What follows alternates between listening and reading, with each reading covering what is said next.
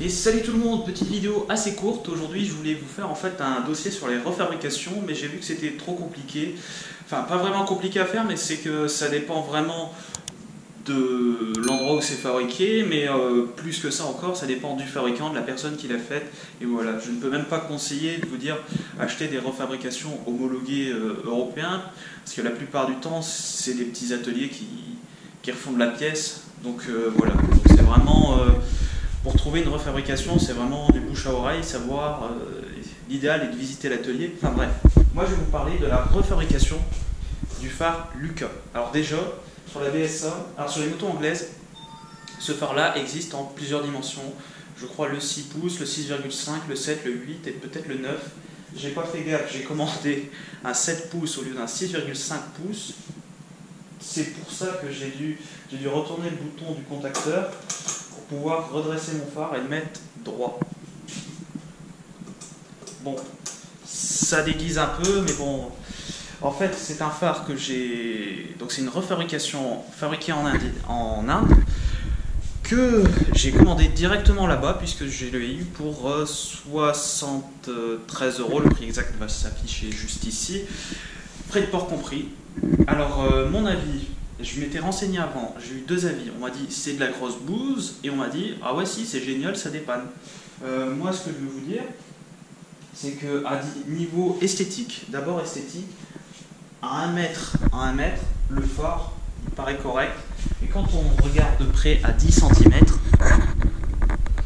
le chrome, bon, il y a un peu passé. Moi je l'ai reçu avec une petite griffure par ici. Bref, donc mon bouton qui est à l'envers. Et en fait, le souci que j'ai eu, c'est niveau électrique. Donc, on va dévisser au-dessus. Et c'est pour ça, les vis n'étaient pas bien mis. Alors déjà, quand j'ai dévissé ça, en fait, je crois que ça a été peint par-dessus. Hop. Donc voilà, on a bien un phare complet avec ampèremètre, contacteur, ampoule et tout ça. Donc,